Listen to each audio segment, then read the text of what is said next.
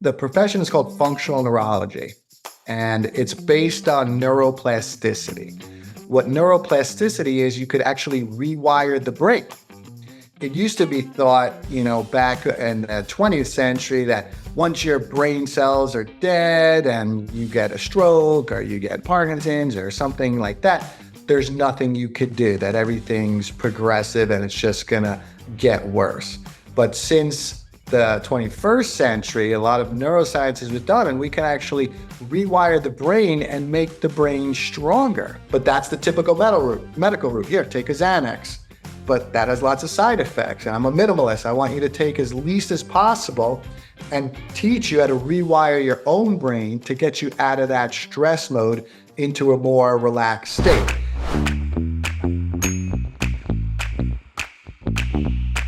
Welcome back, or welcome to the Conscious Investor podcast. I am so happy that you are here. You are going to be so glad that you decided to choose to listen to this episode, because today, Dr. Eric Kaplan and I have a fantastic discussion. If you are wondering why you might be facing anxiety and what to do about it, this is for you. If you're wondering how to change the patterns of your brain, this episode is for you. If you are wondering why it would be beneficial for you to gargle, this episode is absolutely for you. We are diving into all of these topics, as well as the concept of digital dementia and what vitamins to take and how to really help our brain flourish so we can have rich and vibrant lives. I'm sure that you are going to love this conversation with Dr. Eric Kaplan, and I hope that you take time to listen to the end for an opportunity to connect up with him directly. Let's dive in. Welcome to the Conscious Investor, Eric. Thank you for having me. Eric, we met recently, and it's just been mind-blowing to me how God just brings all the people into my life all at once. And in your case, I knew nothing about what you do. And all of a sudden, over the last 6 months, I've met different people in your capacity. But I've yet to meet someone so well-spoken and able to articulate it in such a really fun way and very practical and tangible. And so I'm so excited for you to share with what do you do and how on earth did you get started? Okay, great. Well, it's a great question. So I would say the best way to understand what I do is I'm like a physical therapist, but for the brain. So some like people injure their muscles and they go to the therapist and they do like weightlifting and stretching and massage. So we find areas of the brain and the nervous system that aren't working, but instead of doing weightlifting, we'll do brain exercises. And, I'll see people with dementia and Alzheimer's, and we have to do memory exercises. Or we'll see people with Parkinson's, and we have to do balance exercises. Or I'll see children with autism, and I got to do these reflexogenic exercises to catch up their brain to development. So depending on what type of patients we see, each patient gets their individual program to stimulate the weak areas of the brain.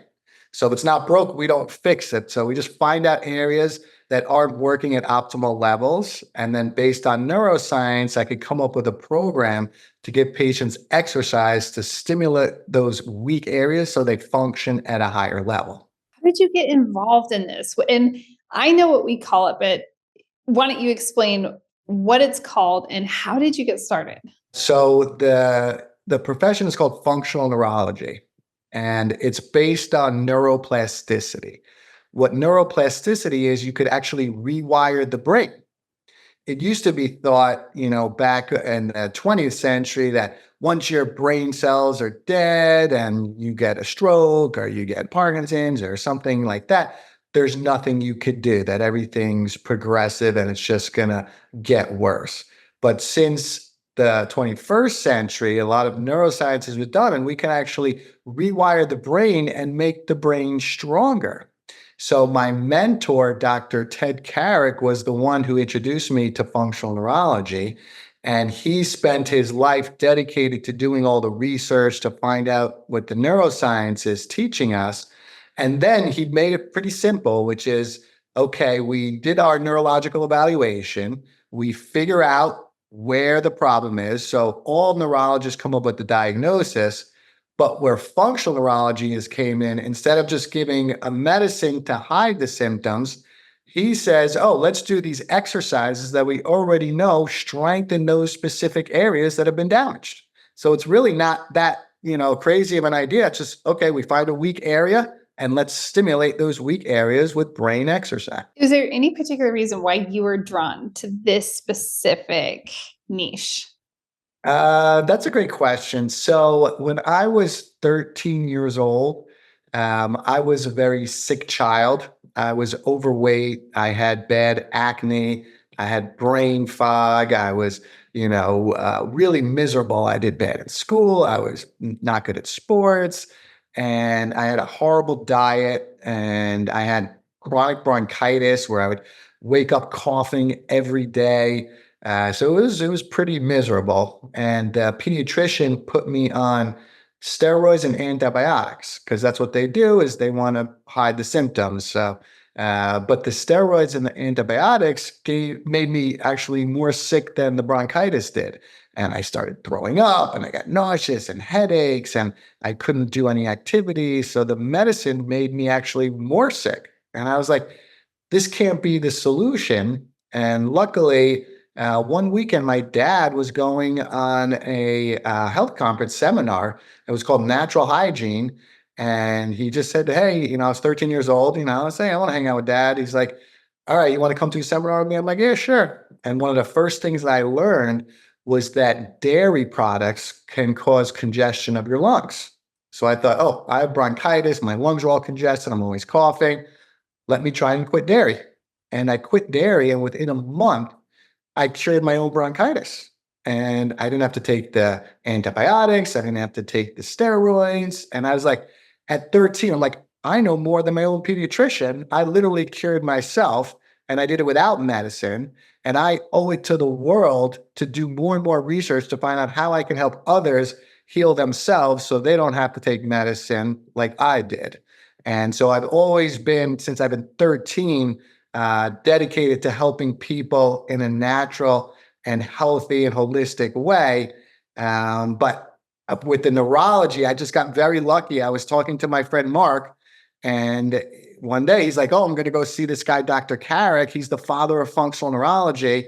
And I said, yeah, like I love to learn. Let me check it out. And then on my first seminar, I'm like, this is everything I want to do. I want to be a brain expert. I want to help all these people. I was like, there's no better area of expertise for your health than your brain, because your brain controls everything. It controls your mood, your movement, your heart, your gut, your lungs. Like I can help so many different people if I became a brain expert. So I was really just lucky. So I always thank Mark for that.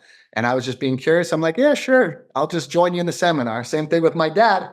Sure, I'll go. And then I discovered, hey, I could cure my own bronchitis. So whatever you want to call it, God or, the universe, or it was just meant to be, or maybe the reason we're together right now. Like, I just think the universe like does things for a reason there. So that's the story behind it.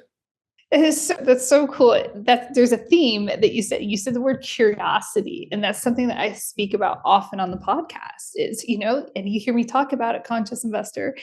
Follow the curiosity. You never know where it's going to lead. And oh my gosh, at age 13, to have such a profound epiphany, but also to want to go hang out with your dad at a seminar.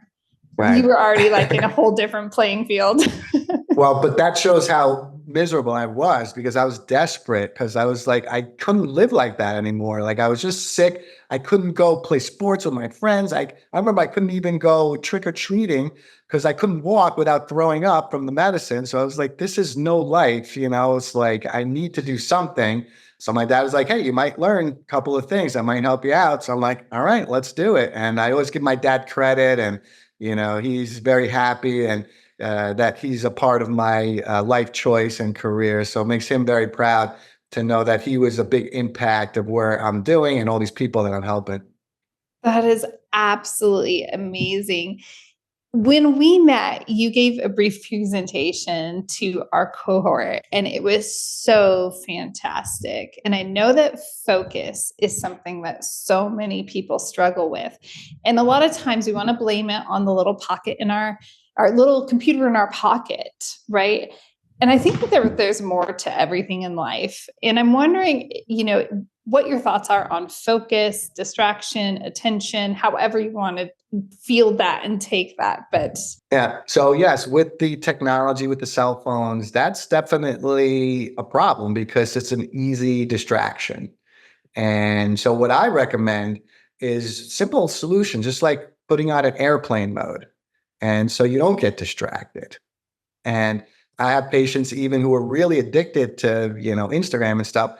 They delete their Instagram application off their phone. So they literally delete it, out of sight, out of mind, right? If you want to eat healthy, don't have, the cookies in the cabinet, right? So it's like, if your intention is to keep focus, then get rid of all the distractions, whether it's the cell phone, whether it's the TV, the computer, you have to leave the house, you have to find your own private room, you got to build your own office. So make your setup so you don't get distracted. So planning, is the key. For every for every minute you spend organizing, you save an hour of time. So if you don't have a plan on how to do it, you're going to lose your focus. So planning is very important. And all these executive functions come from your frontal cortex, which is, motivation, planning, organization, not getting distracted, memory, punctuality, all the stuff that we really need to be successful comes from this frontal cortex. And it's what makes us human, is that we think and we can make decisions. And you can make bad decisions or you make good decisions. So, when I'm teaching people how to improve their focus, we have to make really good decisions, right? So we might have to, not have the cell phone in the room, right? And so I try and give my patients, when they need to use their cell phone, right? If they got to check their emails or text messages or even social media, if they're doing a project or something, you organize that. You say, okay, I'm going to check my phone at 12 noon and at 4 p.m. And those are your times. But from, 9 to 12, you're doing X, Y, and Z. And then you can only check your phone at 12. So to keep focus, you have to organize it beforehand and preemptively get rid of the distractions that are going to be there. And whatever it is, you might have to, speak to your spouse and, she's expecting you to pick up the kids after their soccer practice. And okay, I got to focus tomorrow. Sweetie, I can't do this. I'm on my project from 12 to 3. I'm writing my book or I'm calling my patients or I'm taking my notes. So I can't get any distraction and have to do something else. So I organize my time. I have my time set of when I'm going to do it. And then I like being in like my little office there and just close the door, lock the door, just get out to pee and do some stretching and stuff like that. And I'll announce to my kids and wife, hey, daddy's working, and keep the dog downstairs or whatever it may be, because there's so many distractions, whether it's your phone, your computer, your dog, your kids, your wife, your husband, there's a tons of stuff, the kitchen, the food. So, and people, have a lower attention span these days. So it's like you got to work harder than we did, 30 years ago. And it's been proven through neuroscience that our attention spans are lower. So, I always teach my patients to be the 1%. You got to do things that nobody else does. And one of the things I taught you guys in your cohort is to take a break every 20 minutes. And even if that's for 20 seconds, just to walk around the desk or do 20 push-ups or 20 shoulder rolls, but if you really want to keep focus, it's actually good to take more breaks. So a lot of people think that, just taking that 3 hours straight and just focus on that, but you need 20 minutes on, then a 20-second break, 20 minutes on, 20-second break. So it doesn't have to be long breaks, but you got to take those breaks to refresh your brain and to keep your focus. That's so good. So good. And I know that a lot of us conscious investor, let's be real, we get in the flow, we call it, in a zone, and we're like, oh, I can't break it. But this is so encouraging to say, no, get up, get that 20 seconds in. It doesn't have to be 10 minutes. Just get up. Exactly. And if you're in the flow, finish your thought. So if it goes from 20 to 25 minutes, that's fine, right? So you finish your thought, but then after that, then you got to get up and do it, right? So it's like, it doesn't have to be an exact 20 minutes. So, I'll do that. I'm writing a book right now. And so, sometimes it'll not even go to 30 minutes. I'm just really in that flow, but it'll never go to, an hour, 2 hours, 3 hours. So it's set for 20 minutes. Finish my big thought there, and then I do my 20-second break. I love it. Oh gosh, Yeah. it's so good. I have two questions, and I don't know which way to ask these two questions, and they might actually dovetail. I'm not sure because I'm not the expert in the house. So I'm going to present both of them to you, and then you can field it however you want to field it. But you said something that's so important to me, and that is that our brains are, they have plasticity and that they change, and we have the ability to change our brains. It's something I say, but I don't understand the deep science behind it, right? But I always encourage people, like, our brain is fluid and we can move it around. So I'm curious about some of the more scientific elements behind that.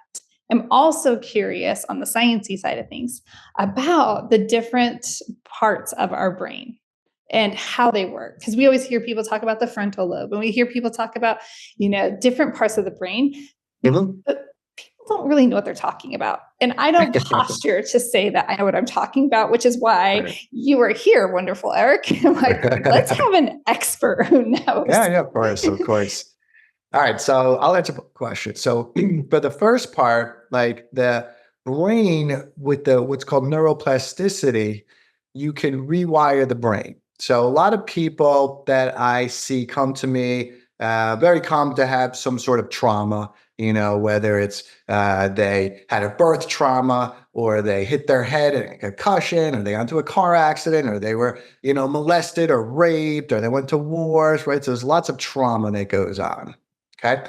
Then their brains get wired in a stress mode, like they're in this fear mode, that what we call the fight or flight mode. And so they're always anxious and they can't sleep, and they get panic, and their heart goes back, and their brain's going a million miles per hour. It's a very common thing we see, especially since COVID too, where anxiety has gone through the roof, more than ever, so we see a lot of this stress and anxiety, and their brains are wired like a lion's going to come attack them. Right. That's the way their brain's wired. So what we want to do is actually change the pattern and say, okay, what's the reality? You got a roof up over your head. You lock your door at night. You got clothes on your back. You know where your next meal is coming from, right? You're not in Israel. You're not in Ukraine, right? So you really should be pretty safe, and you shouldn't be worried about the quote unquote lion that's come attack you. But that's the way their brains are wired.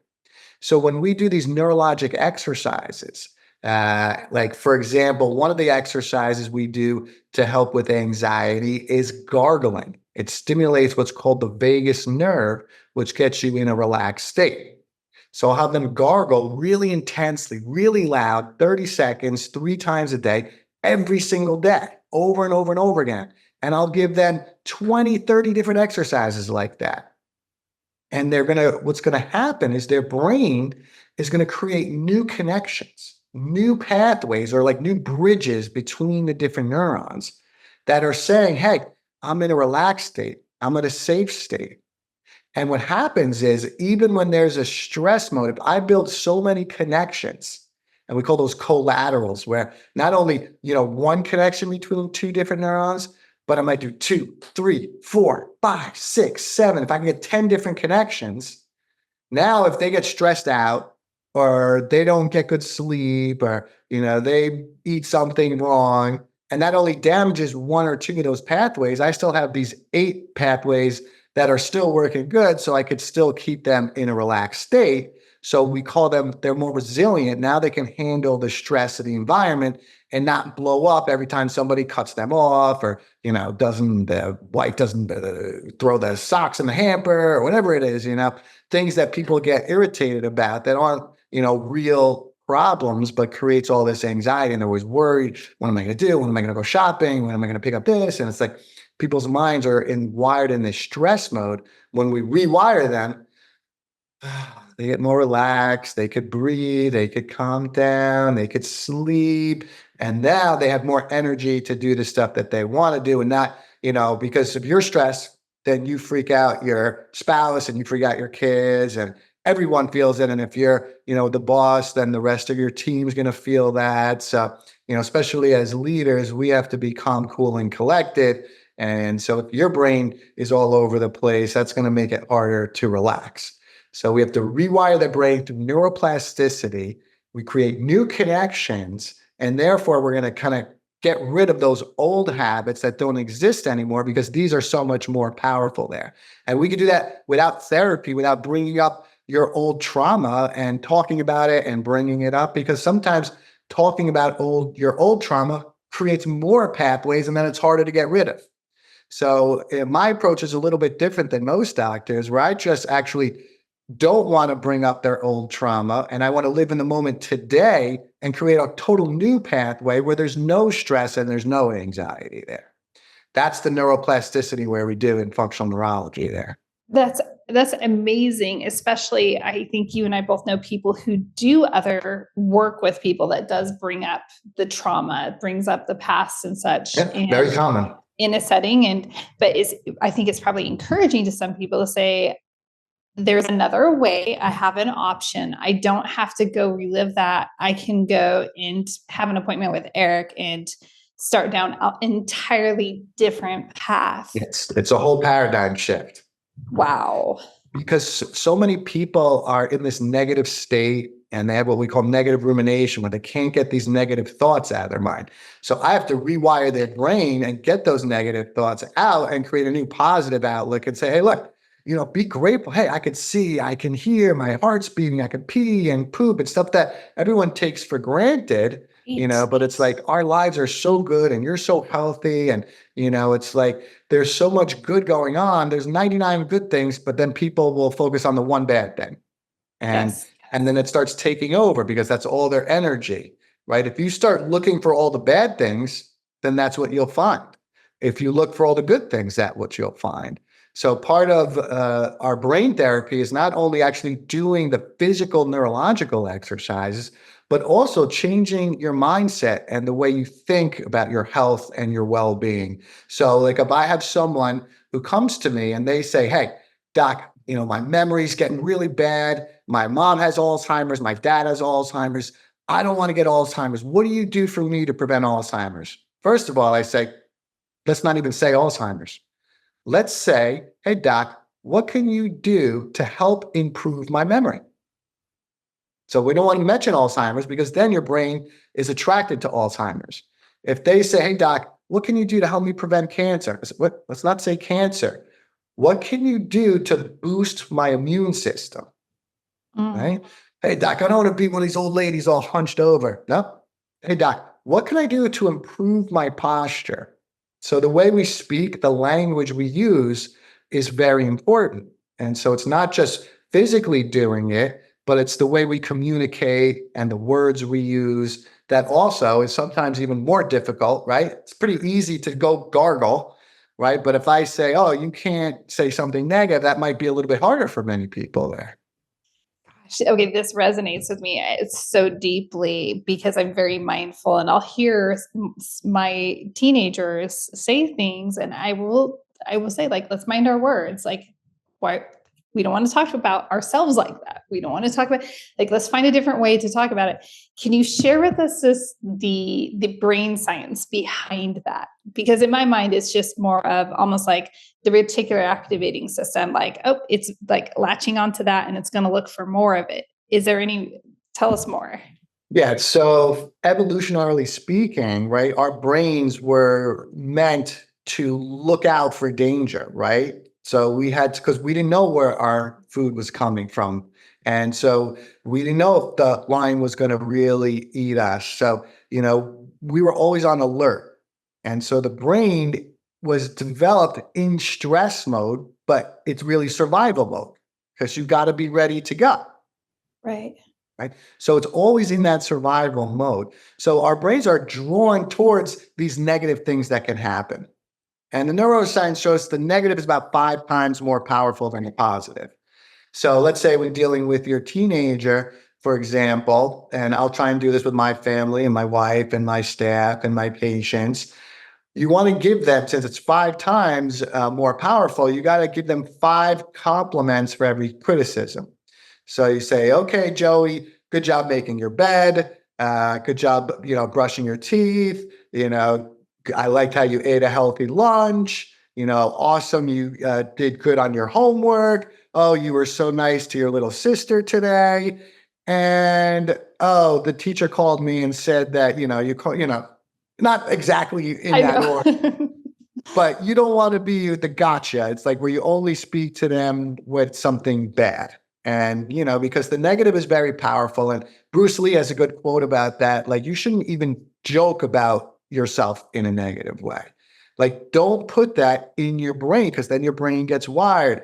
You don't want to be like, oh, I know nothing about the brain. It's like, right? You want, hey, doc, I love the brain. I want to learn from you so I can make my brain stronger, right? So you don't even want to joke about, yourself in a negative, even if it's true. But then if your brain hears you say, oh, I don't know anything about the brain, right? But then if your brain hears you say, even if it's joking, but your brain hears, oh, I love the brain. Doc, I'm so excited to have you on. I want to learn. Look at all these notes I took. I want to learn so much from you. I'm so excited. That's a better way of doing it. And not sorry to put you on the spot, but that was just an example since it happened right there. It's like, Oh, yeah, it's you want totally to do it. real. It's totally real because I noticed we all have filler words. One of my filler words at the end of a statement that I'm not completely certain about is I'll sometimes just end with, I don't know. And I've caught myself and I've said, I'm sorry. I do know, and I Yes, do know what I exactly. just said, and I believe it, and I'm trying to retrain that That's because I'm great. like, That's I don't great. want to. I don't want to. I do know things. I am intelligent and capable. I'm like, Yes. Yes. girl, watch your And words. the worst word is but. That's the worst word. You say, oh, great job, sweetie, but you didn't do this. Or, I'm really good with my work memory, but and my personal life, I suck. Right. So you don't want to say the word but and say, hey, my work memory is great. And how can I make my personal memory just as good as my work memory? Right. So you never say the word but. I love that. And conscious investor, you've probably heard my episode on that word. I've tried to eradicate it from my vocabulary. There are times where it's appropriate, but it's very rarely appropriate. It's Right, exactly. It's usually it's negating the previous good thing that you just said. very, very much so. So I'm usually you could just change it to an and it works. Yes, that is my optimum word right there. I'm curious what you think. I had a couple of questions that I wrote down as we were talking. And one of them might be considered truth or lies, right? And the truth or lie would be there's so many different substances. I listen to other really fantastic podcasts, and then they'll come in with an advertisement. And it's interesting because I'll hear how these advertisements flow. And I've conditioned myself and my kids to like think through what they're saying, think it through, don't just take it at face value. But now I notice a lot of products more recently that are coming in talking about, if you take this, your brain cells are going to be so much healthier. It's going to get rid of the old cells. And while that could be true, I'd rather say truth or a lie, Eric. What supplements should we be taking, and what is actually beneficial to our brain health, and what is maybe beneficial, maybe more placebo, or maybe just like you're just wasting your money? Or is there a fine line? So first of all, there's definitely not some pill, supplement, or medication that's going to fix your brain and memory. Because if there was, everyone would just take it and no one would have any troubles. So there's never going to be a cure for like dementia or Alzheimer's or, ADD or focus, right? So people take, the Ritalin, and what happens is it kind of shuts your brain down so you're not as distracted. But once the medication wears off, then your brain just goes back to its old ways. So it's not actually rewiring the brain at all. So there's never a medication. So there's lots of commercials. Prevagen, I think, is probably the most popular commercial. They say, oh, take this pill and it's going to improve your memory. No, because if everyone would just take it and no one would have memory problems. So there's no magic pill. And that's what a lot of people like. Unfortunately, it doesn't work that way. As far as generally speaking, one of the biggest things that's been researched for neuroscience and dementia and brain function is vitamin D. Vitamin D is actually not a vitamin, it's a hormone. And it's very important for your brain function, for your thyroid, for your immune system. We get it from the sunlight, but most people all day are inside. They're not getting any sunlight. And even when they are going outside, they're wearing clothes or glasses or a hat. So we get very little sunlight. It's not like, we're the hunter-gatherers outside all day, or even the farmers outside all day. Right now, everyone's inside all day. So almost every single person, every single person, not almost, every single person I check in New York and New Jersey are vitamin D deficient. When we go down to other countries like closer to the equator, and when I see those patients, they're not. But every single patient in these northern latitudes are vitamin D deficient. So that is something I personally supplement with, is vitamin D, and that's going to be very good for your brain health. It's also very good for depression. There's something called seasonal affect disorder, where people in the winter get depressed, and it's just because their vitamin D levels are low.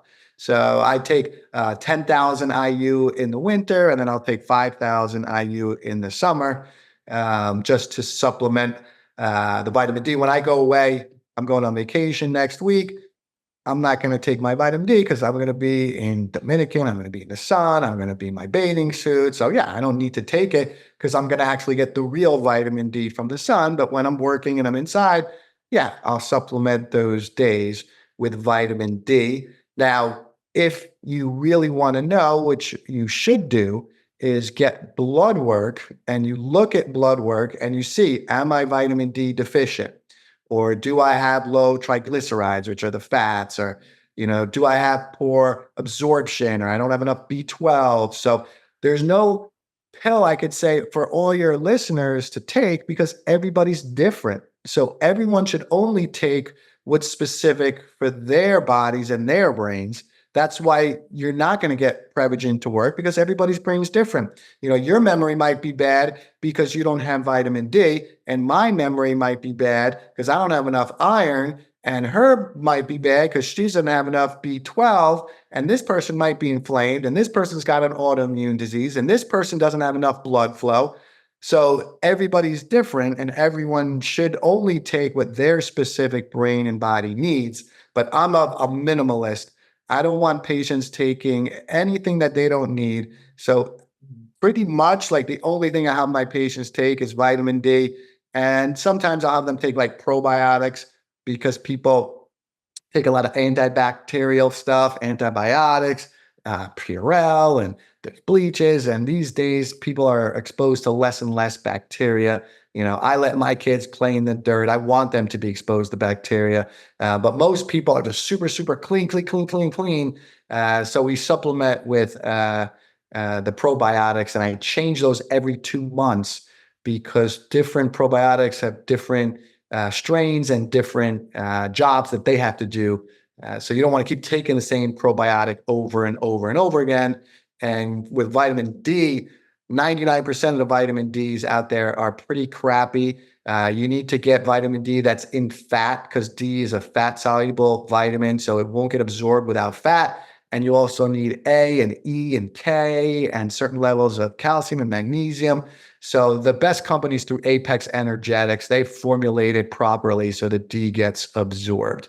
And for the probiotics, I like Claire Laboratories. They're a very good company that has a wide variety of different strains. That's really cool, and really helpful to know. And Yes, I have SAD. You and I spoke about that when we met, and it's like, yeah, it's a real thing. And I remember once I'm into very natural things as well. And I went down and saw my nurse practitioner, and she's super into healthy, like, don't give me any big pharma, whatever. Right. Ridiculous amount. But after doing my blood work, it still didn't even barely move the needle on, the vitamin D level. So there's more going on there, by the way, I'm realizing. One thing that just shifting a little bit is stress is real in people's lives. And people are looking at their bank accounts and they're going to the grocery store, the whole inflation thing and the whole stress and pressure at work and the pressure on their kids. And they're just being pulled in a lot of different ways. Is there anything we can do to condition our brains so that we can navigate stress in addition to taking vitamin D and creating some of these other things? Is there anything else we can do to really support ourselves in navigating stressful situations? Yeah, there's tons of stuff you can do, and it's all situational, right? So some people, they might have to make major life changes. Like I had a loved one who had cancer, and for her, I knew it was caused by stress. So my advice to her was quit your job because her job was stressing her out. And some people need to break up with their spouse, or some people need to move out of a bad living situation or move out of a bad state or something like that. So sometimes you got to make major changes, right? You might have to change your friends, your group, right? So you might have to make major changes. I've gone through a stressful time, and I broke up with my parents because they were just causing more stress. And, it's like, it was during like COVID times, and I lost, all my patients, and I had to pay all my bills and my staff, and, I had no income. So I was like really stressed. And then they're giving me a hard time. And I said, hey, guys, you guys are fine right now. I'm dealing with all this, and you're adding more stress to my life. So I said, I can't speak to you. So I literally broke up with them for something like 4 to 6 weeks. I stopped talking to them. And after that, they eventually came back to me, and they said, you know what?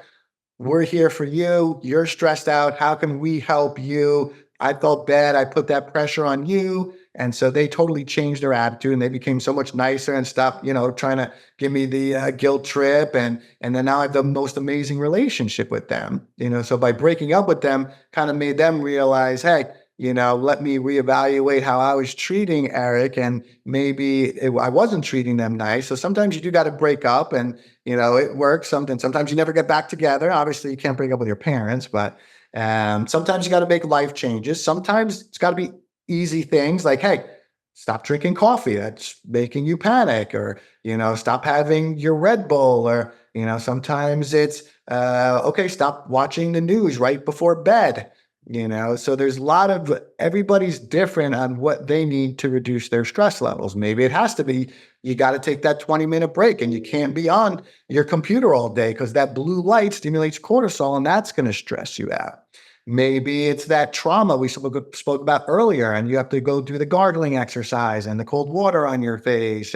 And maybe you have inflammation, and we got to, bring down your inflammation, or you have heavy metal poisoning, or you got mold exposure, or maybe you have to, work on your sleeping habits, and you're not getting enough rest, and maybe you don't exercise, and you're living a sedentary lifestyle, and you're not burning your energy off, right? So there's always a reason. You don't just have stress for no reason. So I'm like a detective. And when I see my patients, I figure out, okay, what's causing their stress, right? Because I can't just give you some Xanax to every patient. That's not getting rid of the real anxiety. It's just hiding the symptoms. But that's the typical medical route. Here, take a Xanax. But that has lots of side effects. And I'm a minimalist. I want you to take as least as possible and teach you how to rewire your own brain to get you out of that stress mode into a more relaxed state. Very simply speaking, I always tell my patients the key to anxiety is distraction, right? So let's say, you're having an argument with your spouse, and you're, all worked up, and you're getting anxiety. Okay, sweetie, I got to go. I'm just going to go take a walk outside. Go take the dog outside for a walk. Or, you're studying for a test, and you're getting all anxious. Oh my God, I'm going to fail. Okay. Get out of the room, go downstairs, drink a glass of water, take some big breaths, distract yourself. You don't want to be like, okay, just calm down. Everything's going to be all right. It's very hard to talk yourself down from stress or anxiety. So my best advice is distraction, and maybe go help somebody else, or, go to the gym, or, do something else. Go play with your dog, go listen to some music, take a shower. Just get out of the room where you're anxious and change your scenery and distract yourself. And for depression, the key is progression. So you have to progress in something, whether it's, you go for a mile walk every day. Okay, now you're going to go for a mile 0.5. You lift 10 pounds, now you're going to lift 15 pounds. You drink 2 glasses of water, you're going to drink 3 glasses of water. You go to bed at 12, now I'm going to try and go to bed at 11. I go to church once a month, let me go to church twice a month. I call my mom once a week, let me call her twice a week. Just make progress in your spirituality, your relationships, your health, your finances, your office, get that promotion, get that raise, get that extra client. You just got to make progress. If you make progress, your brain, it releases those, happiness chemicals, that dopamine and that serotonin in a natural way. So you don't need to pop the pills, because all your chemicals can be produced by yourself without any medication. And you just got to, do the right stuff to get them to release properly. I love this last part about progression, because oftentimes people will kind of hold themselves back. Yes. Because they're like, well, I don't want to be greedy, and I don't want to be overly ambitious and such. But actually, it's detrimental, just because we need to see the progression in our life. You just linked something together for me that I am like, thank you. Yes. No, you have to make progress, because then your brain dies off if you're just at that same level. So you have to grow, you have to do more, you have to help more people, and yes, if you're more, I always see it by helping other people, but when you help other people, yes, you're going to make more money and be more successful. But, it's more about giving to the world and the community. And the more you give, the more you get back there. But it's your progress in every aspect of your life. And obviously people love business, but also, your health and your relationships. And like I said, your spirituality and progress. Okay, I read 10 pages in my book. Okay, tomorrow I'm going to read 11 pages. And, just little tiny increments. I have a patient right now. He started with 1 push-up and then 2 push-ups. Today he was just 44 push-ups, and tomorrow he's going to do 45 push-ups. Yeah. So it's like, actually, there was this research, a person who can do 40 push-ups is 90% less likely to get a heart attack or a stroke versus someone who cannot do 10 push-ups. So if you could do 40 push-ups, that's like going to put you on the next level. So it's something to strive for, but start with 1 push-up. That's all you got to do. And every day you make it a little bit longer. I did that when they closed the gyms because of COVID. I work out every day. So I was like, what am I going to do? They closed my gyms, and they closed the basketball courts. They closed everything. So I'm like, all right, I never liked running, but I'm like, I got to run. I got to just do it. And so, but the first day I literally just ran to the end of my block for like 10 seconds. I'm like, okay, I did that. That was not too bad.